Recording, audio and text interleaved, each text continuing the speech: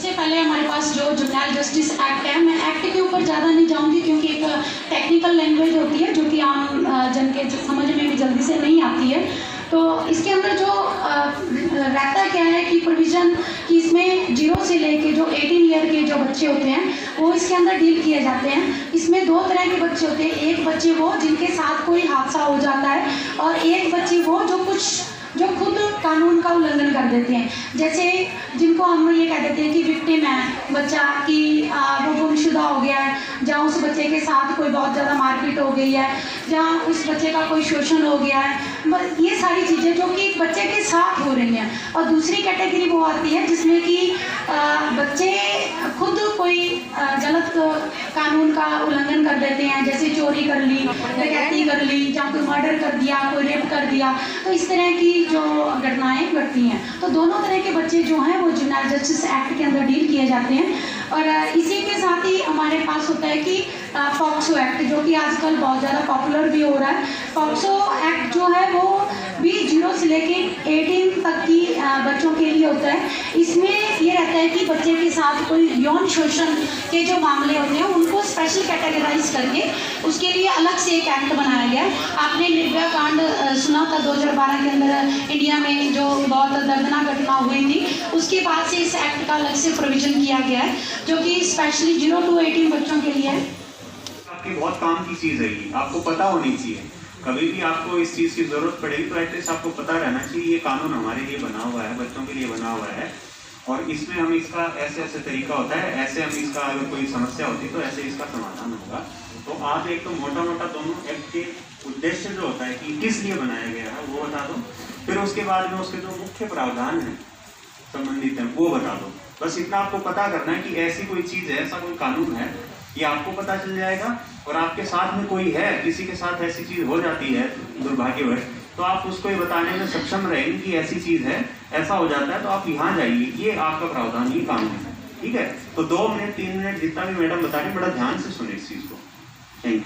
Thank you sir. ये वाकई में बहुत ही इम्पोर्टेंट जानकारी है। एक थोड़ा सा ह्यूमन बींग्स का ये रहता है कि जब तक हमें खुद ज़रूरत नहीं होती ना, तब तक हमें कोई चीज़ ऐसे बेकार लगती है, जो सुनना हमें बेफजूल लगता है कि इसका क्या है। लेकिन जब ज़रूरत होती है ना वाकई में इसकी, तो तब हमें ये नहीं समझ आता कि हम करें क्या। और जब हम आसपास भी सुनते हैं तो वो भी हम जैसी होते हैं, उन्होंने भी कभी क्या सुना होता है, नहीं ध्यान दिया होता। लेकिन हम एक आम बाकीदारी भी हैं और एक हम एम्प्लॉयज़ भी हैं, हमारी ड्यूटीज़ भी हैं इसके अंदर। तो इसलिए हमारी तो डबल जिम्मेवारी हो जाती है, क्योंकि कोई आएगा तो वो हमारे पास आएगा और हमें ही नहीं पता है तो हम किसी को क्या ज्ञान देंगे और किसी की क्या हेल्प कर सकते हैं। तो ये जो दोनों एक्ट हैं, मैंने JJ एक्ट की बात करी और पॉक्सो एक्ट की बात करी, ये दोनों ही एक्ट 0 से लेकर 18 साल तक के लड़के और लड़कियों दोनों के लिए होता है। एक हमारे गलतफहमी ये सबसे बड़ी रही है पहले, क्योंकि कानून था ऐसा कि जो कि सिर्फ लड़कियों के लिए ही होता था कि अगर यौन शोषण हुआ है या कोई छेड़छाड़ का मामला है तो वो शायद सिर्फ लेडीज़ के लिए है। लेकिन ये जो एक्ट है, ये दोनों एक्ट, लड़का और लड़की इसके अंदर समान है, इसमें दोनों को ही न्याय का प्रोविजन इसके अंदर दिया गया है। और आप लोग ये मानकर चलो कि शायद लड़कियों के साथ ही ऐसा है, ऐसा कुछ नहीं है। हमारे पास डेली के केसेस आ रहे हैं, सब उनमें आप मानोगे नहीं कि लड़कों के केस भी बहुत मात्रा के अंदर आ रहे हैं, जिसमें लड़कों के साथ रेप हो रहे हैं, लड़कों का भी यौन शोषण हो रहा है और लड़के लड़कों को कर रहे हैं, जो एडल्ट्स लड़कों को शिकार बना रहे हैं। ये आप निश्चिंत हो जाते हो। घरों में भी एक हमारे होता है कि कोई बात नहीं, लड़का है, घूम रहा है, कहीं भी जा रहा है, कोई परवाह नहीं है, कोई कुछ नहीं होता। तो ये चीज़ें जो गलतफहमी है उसको दूर करने के लिए मैं ये बात बता रही हूँ कि ये गलतफहमियाँ मत पालो। लड़कों के साथ भी बराबर के जो अब्यूज़ हैं वो आज की तारीख के अंदर हो रहे हैं और ऐसे केसेस आ रहे हैं, चाहे आप वेरीफाइड कर लेना हमारे पास आके भी। तो इसमें लड़के और लड़की ये दोनों के लिए है प्रोविज़न, जैसे मैंने बताया, और 0 से लेके 18 तक है। इसमें ये रहता है कि अगर किसी बच्चे के साथ कोई यौन शोषण की घटना हो रही है, यहाँ हम केवल उसी बात को नहीं लेके चलेंगे कि एक रेप हो गया, यहाँ ये भी प्रोविज़न है कि अगर बच्चे के साथ कोई छेड़छाड़ कर रहा है, कोई उसका पीछा कर रहा है, कोई उसको सोशल मीडिया के ऊपर तंग कर रहा है, कोई लगातार बच्चे को कोई घूर रहा है, कोई ऐसे इस तरह की पोर्नोग्राफिक काम किए जाते हैं कि जिसमें फ़ोटोज़ दिखाई जाती हैं कुछ इस तरह की, जो जिनको हम आम भाषा में गंदी फ़ोटोज़ कह रहे हैं कि वो दिखाई जा रही हैं, वीडियोस दिखाई जा रही हैं, जहाँ ऐसी वीडियोस बनाई जा रही हैं और बच्चे का मिसयूज उसके अंदर किया जा रहा है, तो ये सब घटनाएं उसके अंदर शामिल है। खाली रेप का नहीं है प्रोविजन इसके अंदर, तो ये सब चीज़ें इसके अंदर शामिल है। अगर किसी बच्चे को इस तरह की कोई प्रॉब्लम कहीं पर भी हो रही है, और आज खास तौर पे जो मुझे लग रहा है, क्योंकि जो केसेस जिस तरह से आ रहे हैं हमारे पास, उसके हिसाब से मैं बताऊं तो जिस तरह से बच्चे अब घरों के अंदर हैं, क्योंकि वो स्कूल गोइंग अब नहीं है, स्कूल नहीं जा रहे हैं। पहले तो वो स्कूल में जा रहे थे तो वो अपनी टीचर से बात कर लेते थे, अपनी फ्रेंड के साथ बात कर लेते थे, तो कहीं ना कहीं वो अपनी जो बात थी वो कहीं ना कहीं रख पाते थे, उनके पास कोई मौका होता था। लेकिन आज समस्या ये हो रही है कि बच्चे हैं घरों में, और ऊपर से काम का सीजन भी चल रहा है, जो पेरेंट्स हैं वो काम के अंदर बिजी हैं, तो बच्चे घर के अंदर हैं, तो वो कहीं ना कहीं शिकार हो रहे हैं इन चीज़ों का। और मोस्टली ये देखा गया है कि जो हमारे जानकार हैं, मतलब चाहे वो फैमिली मेम्बर्स हैं, चाहे आस पड़ोस हैं, चाहे जो ऐसे लोग जो हमारे घर पे विजिट करते हैं, चाहे मेहमान के तौर पे करते हैं, चाहे उनके साथ हमें काम पड़ता है, जो हमारी जानकारी के अंदर है, उन लोगों के द्वारा बच्चों को ज़्यादा शिकार बनाया जा रहा है। तो इन सब चीज़ों की आपको अब नॉलेज नहीं होगी, आपको ये लगेगा कि बच्चा घर पे है। तो कई बार ऐसे भी हो रहा है कि बच्चे फ़ोन का क्योंकि यूज़ कर रहे हैं, वो फ़ोन से अपना होमवर्क आता है, ऑनलाइन स्टडी कर रहे हैं, तो उसमें भी वो सारा दिन इंटरनेट के साथ वो कनेक्टेड रहते हैं, तो कहीं ना कहीं बच्चों में क्यूरियोसिटी भी होती है कि ये क्या है, कैसे नहीं है। तो आजकल जो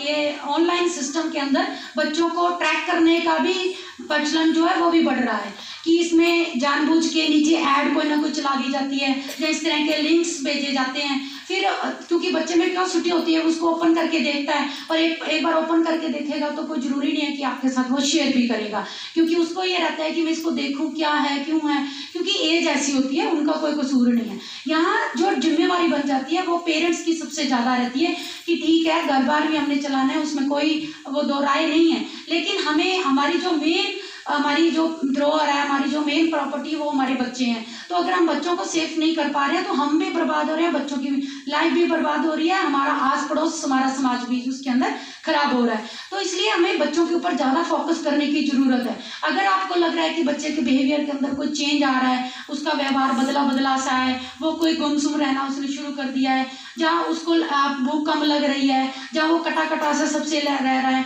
कोई फंक्शन है कहीं पर जाने में उसको इंटरेस्ट नहीं दिखा रहा है, यहाँ पहले वो कोई सब्जेक्ट था उसके अंदर बहुत अच्छा था, अब यूँ लग रहा है कि उस सब्जेक्ट के अंदर वो पीछे क्यों रह रहा है, क्यों नहीं उसका इंटरेस्ट बन पा रहा। तो कहीं ना कहीं आपको ये जांच करने की ज़रूरत है कि बच्चे का अगर बिहेवियर चेंज हो रहा है तो उसके पीछे क्या रीजन्स हैं, और ये रीजन्स अगर आप लोगों को पता चलते हैं तो उसके बाद आप क्या करोगे, ये सबसे बड़ा क्वेश्चन आप लोगों के पास होता है। और हो सकता है आपके घरों में, जहाँ आपके आस पड़ोस में ऐसा हो भी रहा हो और आपने कभी नोटिस ही ना किया हो इन चीज़ों को, तो फिर हम नोटिस तब करते हैं जब बहुत बात आगे बढ़ चुकी होती है, और फिर भी हम कदम कहीं ना कहीं पीछे हटाने की कोशिश करते हैं कि बदनामी हो जाएगी, बच्चे की बदनामी हो जाएगी, परिवार हाईलाइटेड हो जाएगा, सामने आ जाएगा, वो बहुत सारी और आगे फिर बातें आ जाती हैं कि जो हमें और पीछे हटाती हैं। तो इन सब के अंदर जो नुकसान आफ्टर ऑल होता है वो बच्चे का हो जाता है, और वो लाइफ टाइम के लिए उसका नुकसान उसके ब्रेन पर, उसके दिमाग पर इस तरह का गलत प्रभाव एक बार वो छाप छोड़ जाता है और लाइफ टाइम उसको तंग करता है। तो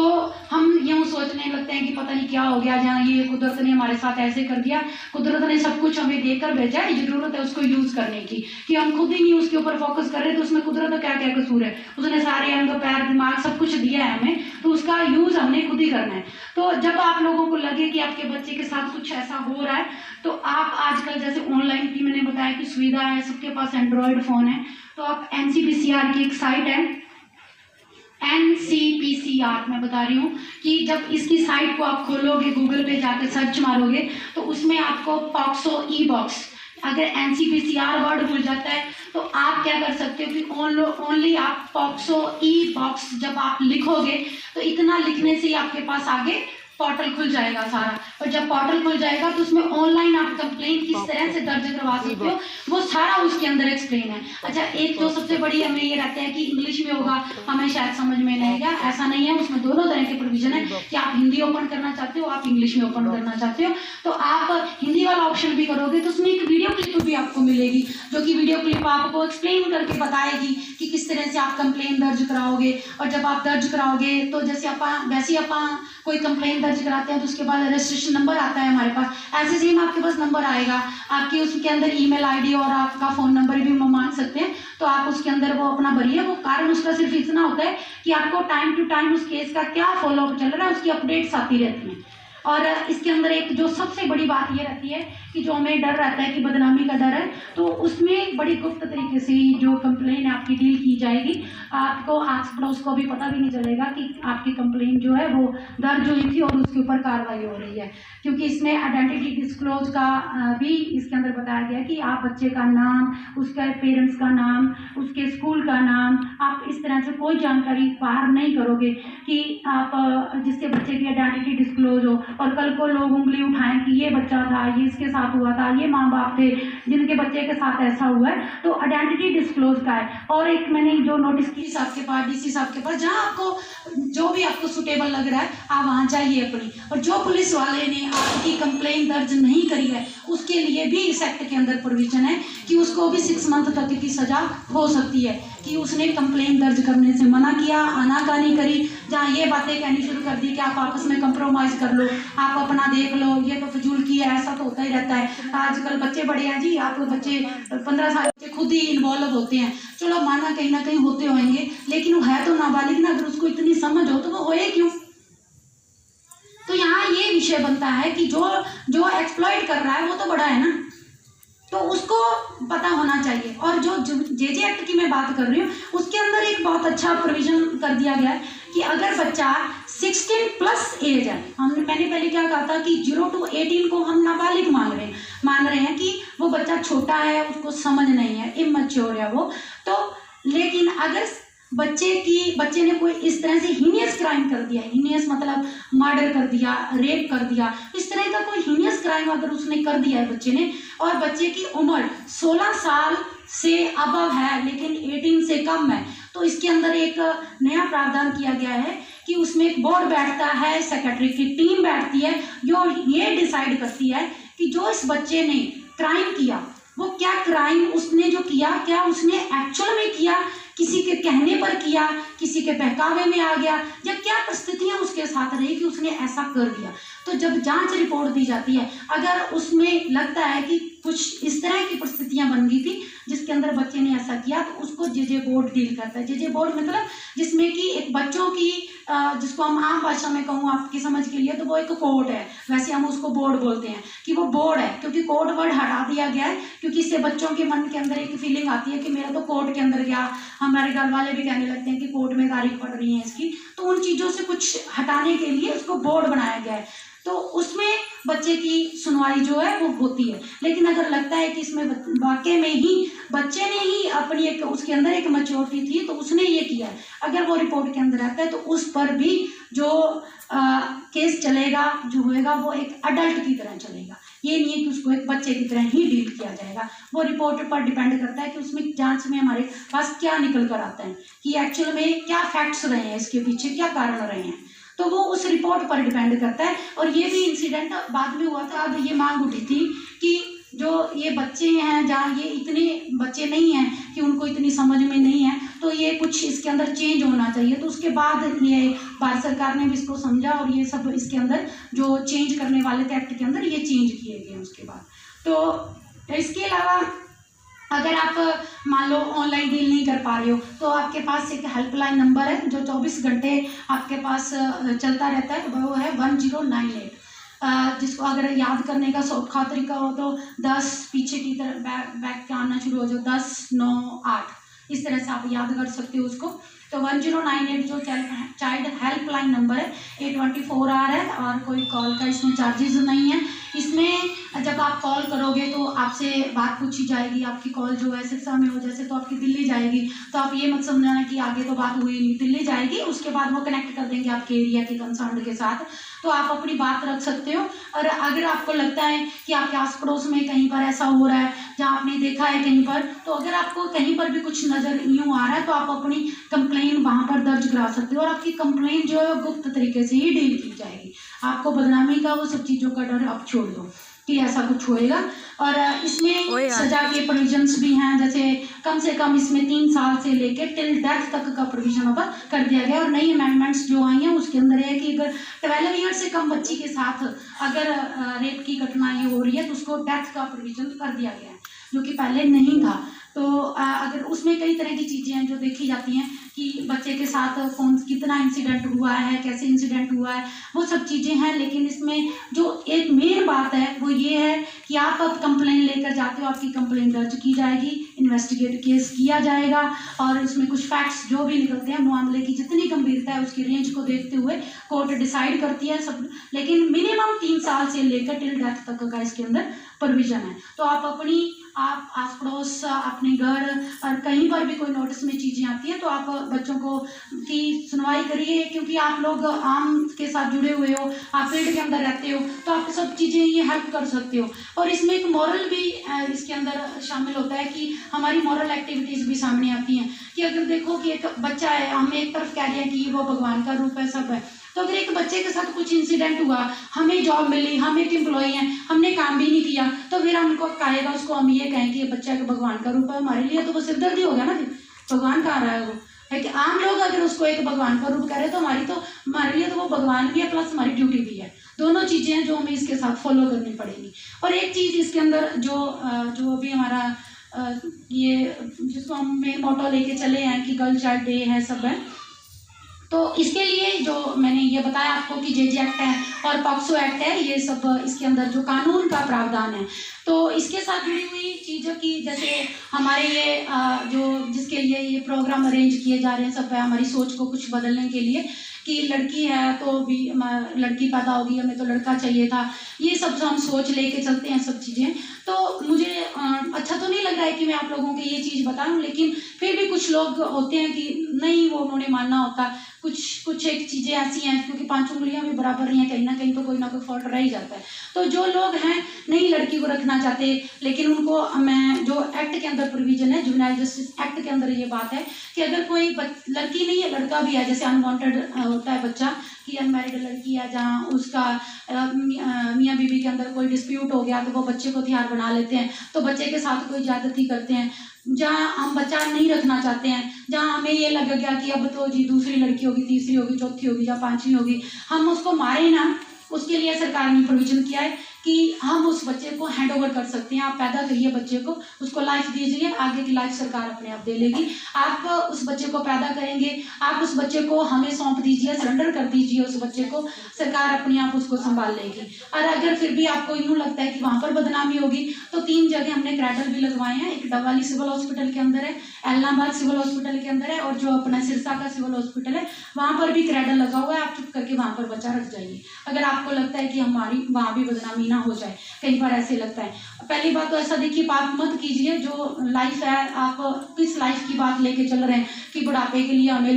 लड़का ही लेना है और उसके लिए हम ये सब कर रहे हैं, ये पाप करना तो नहीं चाहिए। लेकिन कहीं ना कहीं अगर सोच आपकी वहीं पर फिर अटकी हुई है तो उस बच्चे के साथ ज्यादती ना हो, तो उसके लिए आप ये भी कर सकते हैं कि आप हमें हैंड ओवर कर दीजिए, जहाँ क्रैडल्स के अंदर आप डाल दीजिए वो बच्चा, हम आगे फिर अडॉप्शन प्रोसेस के अंदर उस बच्चे को शामिल कर देते हैं। उसमें भी कुछ बहुत सारे लंबे चौड़े क्राइटेरियाज होते हैं, मैं सारे एक्सप्लेन तो नहीं कर पाऊंगी, उसमें प्रोविजंस रहते हैं कई तरह के। और फिर ऐसे पेरेंट्स जिनके पास बच्चा नहीं है और वो बच्चा गोद लेना चाहते हैं, तो ऐसे बच्चे हम उनको गोद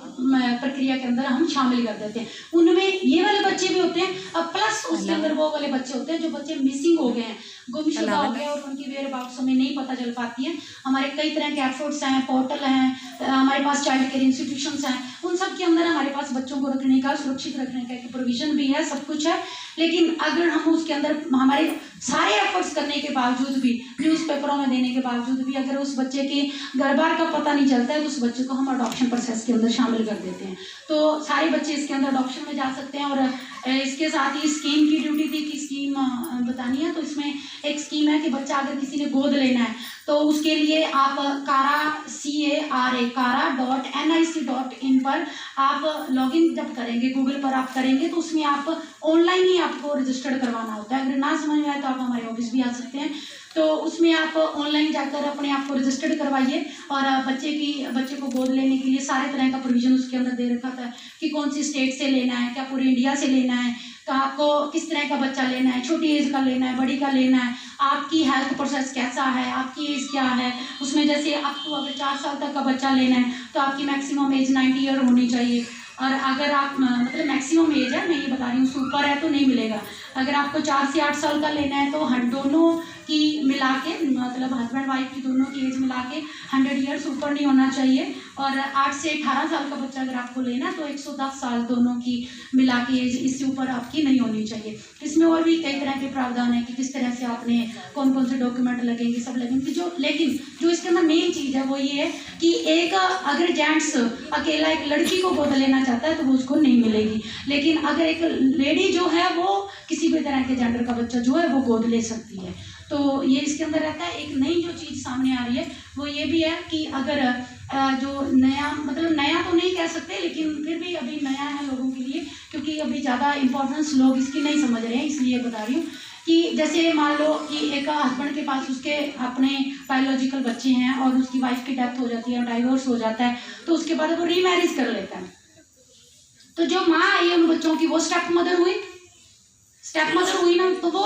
अब उस बच्चे को कैसे अडॉप्ट करे, तो ये उसको भी अडॉप्ट करना पड़ेगा। और अगर एक माँ के पास बच्चे हैं और वो आगे रीमैरिज करती है और अपना बच्चा आगे लेके जा रही है साथ में, तो वहाँ पर जो उसका हस्बैंड है उसको भी अडॉप्ट करना पड़ेगा वो बच्चा। तो ये नया इसके अंदर एक चीज़ और भी है। तो भी अडॉप्शन वैसे कोई ज़्यादा मुश्किल नहीं होती है, तहसीलदार से सब ये चीज़ें हो जाती हैं। लेकिन अगर आपको फॉरेन में बच्चा भेजना है और आगे आने वाले टाइम्स के अंदर जिस तरह से चेंजेस आ रहे हैं, सब कुछ ऑनलाइन हो रहा है, तो आगे जाके प्रॉब्लम्स होंगी। तो इसलिए बेहतर यही है कि जो कल करना है वो चीज़ें हम आज ही कर लें। तो जब सब कुछ है हमारे पास तो हम इस तरह से बच्चे की अडॉप्शन कर सकते। और उसके अंदर भी ये अडॉप्शन का प्रोसेस इसलिए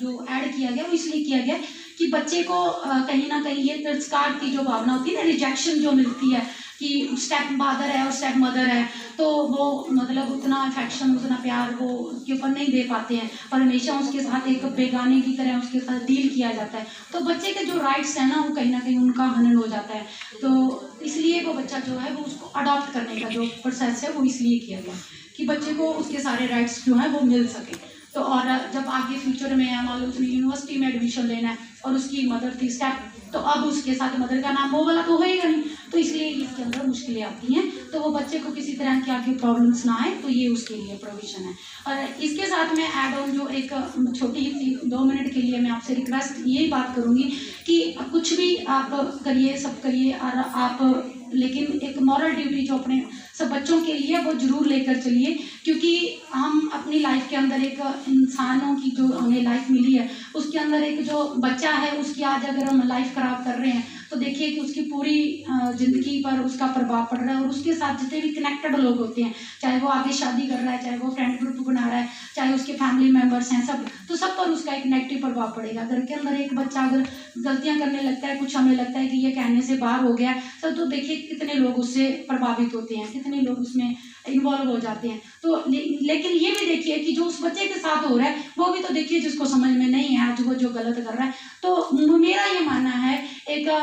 DCPO होने के नाते भी, जहाँ मैं एक साइकोलॉजी की स्टूडेंट हूँ तो उसके होने के नाते भी ये मैं मानकर चलती हूँ कि कहीं ना कहीं हमारा खुद का दोष होता है जब बच्चे इस तरह की हरकतें करते हैं, जिस तरह के व्यवहार करने लगते हैं। जब हम बच्चे पर पूरा कंसंट्रेट नहीं कर रहे हैं, जो उसको चाहिए वो हम उसको टाइम पर, ये नहीं है कि उसको सामान ला के देना, जो उसका अफेक्शन, जो प्यार, जो हमारा ध्यान उसको जब चाहिए होता है वो चीज़ें हम नहीं प्रोवाइड करवा पाते हैं, तो बच्चे हमेशा बागी बनते हैं। वो जो अफेक्शन, वो प्यार उसको घर पे चाहिए था वो नहीं मिल पाता, फिर वो जहाँ तो पीयर ग्रुप में बाहर ढूंढता है, जहाँ फिर इस तरह से गर्लफ्रेंड या बॉयफ्रेंड वो बनाता है। तो फिर हम कहते हैं कि हमारा बच्चा कहने से बाहर हो गया, तो हमारे कहीं ना कहीं खुद के फॉल्ट है। तो हम उन चीज़ों को लेकर चलें, हम बच्चों की जो परवरिश करें, हम अपना उनको सब कुछ जो चीज़ें हैं जितना प्यार दे सकते हैं, जब उसके साथ प्रॉब्लम है तो हम उसका साथ दें, हम भेदभाव ना करें। क्योंकि जो भेदभाव के अंदर भी पलते हैं, अगर 3 बच्चे हैं घर में या 4 हैं, तो कई बार होता है कि छोटे के साथ ज़्यादा प्यार होता है, जब बड़ा काम ज़्यादा करता है तो उसके साथ प्यार ज़्यादा होता है, तो हमेशा ज़्यादा फैमिली का जो ध्यान है वो हमेशा उसको ज़्यादा मिलता है।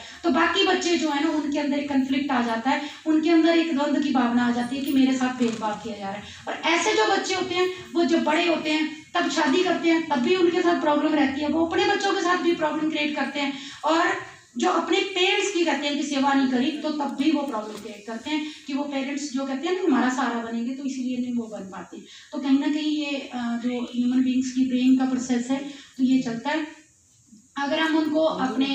प्यार से ध्यान से जो चीज़ हम परवरिश उनको देंगे वैसी परवरिश आपको भी बुढ़ापे में मिलेगी। और जो हम ये लेके चलें कि जिसके लिए हमें प्रोग्राम ये करना पड़ रहा है कि लड़कियां हैं तो लड़कियां भी वही सब कुछ कर सकती हैं। हम भी सारे देखिए यहाँ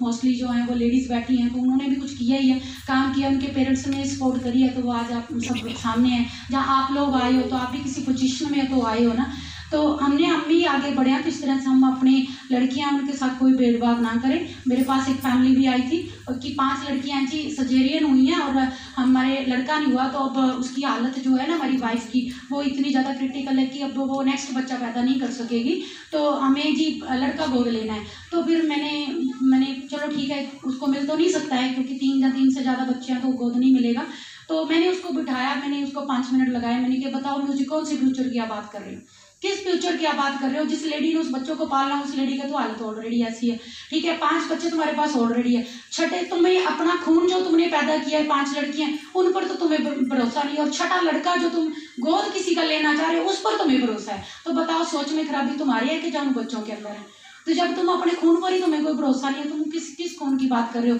किस लड़के पर आस लगाए बैठे हो कि वो फ्यूचर में हमारा सहारा बनेगा, और एक लड़का होएगा तो हमारी शायद शान शौकत ज़्यादा बन जाएगी, और शायद वो जो लड़कियां वो शायद तेरा उससे भी ज़्यादा कर पाए, और उसका क्या पता उसने भी कल को क्या करना है क्या नहीं करना है। तो आप इस सोच को बदलिए। सब जो चीज़ें नॉर्मल है, भगवान ने सृष्टि बनाई है तो कुछ सोच समझ के बनाई है, उसमें हम अपना दिमाग ना लगाएं। हमें जो काम करने के लिए सिर्फ इस धरती के ऊपर भेजा, हम सिर्फ अपनी ड्यूटीज़ निभाएं। जो काम सृष्टि का वो सृष्टि अपने आप ही कर रही है, उसके अंदर हम इन्वॉल्वमेंट ना करें। और सबके साथ एक मैं अपनी पॉजिटिव आशा के साथ की कुछ मेरी बातें हैं जो समझ में आई होंगी सबको, तो उसका असर भी होगा। खाली सुन के हम ना चले जाएं, उसको जिंदगी के अंदर अडॉप्ट भी करें। उससे हमारा अपना खुद का भी हम सुधरेंगे, हमारे बच्चे भी सुधरेंगे, हमारा आस पड़ोस और समाज जो है वो बेहतर तभी बन पाएगा। Thank you.